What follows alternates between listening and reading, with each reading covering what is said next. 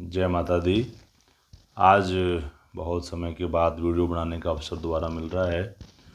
आज बहुत सुंदर पर्व चल रहा है नवरात्रि, और इस वीडियो में आज मैं आपको नवरात्रि के विषय में ही बताना चाहूँगा कि नवरात्रि कैसे शब्द बना और नवरात्रि में रात्रि का महत्व क्या है।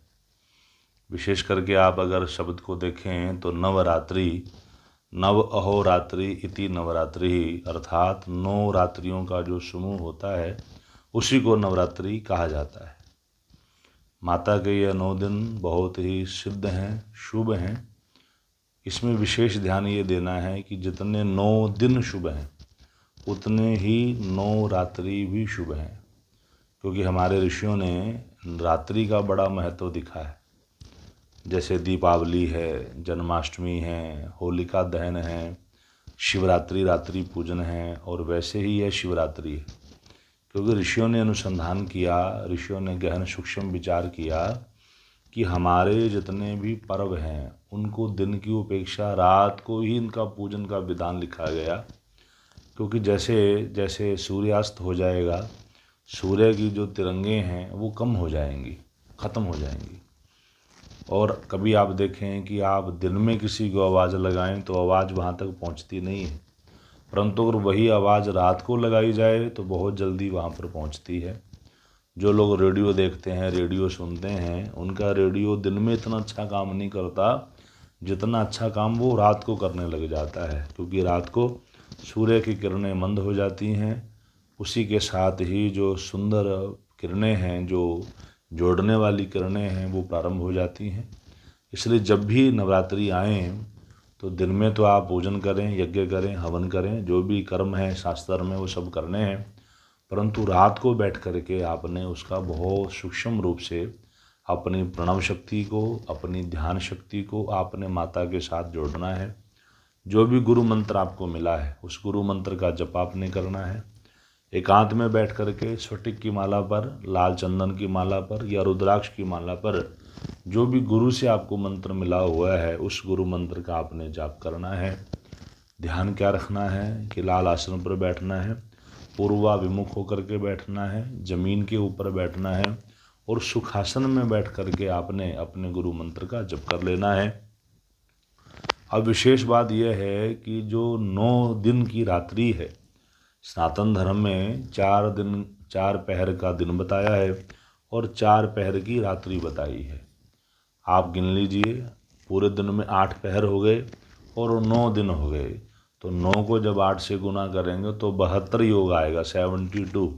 जब वो 72 को आप फिर जोड़ देंगे तो पुनः वही 9 अक्षर पूरा बन करके आएगा। इसलिए जो साधक हैं वो विशेष ध्यान दें कि इन 9 दिनों में और 8 पहरों में 56 भोग जो हैं भगवती को आप लगा सकते हैं।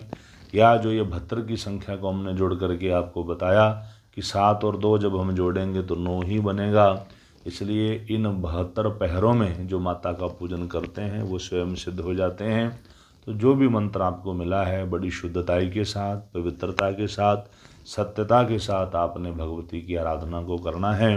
क्योंकि शास्त्रों में लिखा नवमम सिद्धि दात्रीचा, कि जब 8 दिन की तपस्या उपरांत होने के बाद, पूर्ण होने के बाद आप 9वें दिन की उपासना जब करते हैं तो उस 9वें दिन की जो उपासना है नवमम सिद्धिदात्री जा, तो भगवती आपको सिद्धि देगी। क्योंकि शास्त्रों में रात्रि को ही सिद्धि देने वाला बताया है। इसलिए मेरी सब बहनों से, भाइयों से, साधुओं से विनम्र विनती है कि आप लोग जरूर अपनी उपासना को, अपनी तपस्या को, अपनी विद्या को और अपने पूजन पाठ को रात्रि में जरूर किया करें। क्योंकि अक्सर हम देखते हैं कि लोग नवरात्रि के दिनों में तो बहुत पूजा पाठ करते हैं, परंतु रात को नहीं करते। रात का बड़ा महत्व है। और दूसरी विशेष ध्यान देने वाली बात क्या है कि जब भी नवरात्रे आते हैं, अभी जो नवरात्रे आए हैं, अभी संधि काल चल रहा है, सर्दी जा रही है और गर्मी आ रही है। इस समय में क्या है, हमारे शरीर का ऋतु परिवर्तन हो रहा है।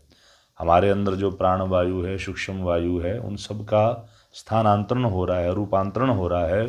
इसलिए नवरात्रि को विशेष करके अन्न त्याग करके ही रखें।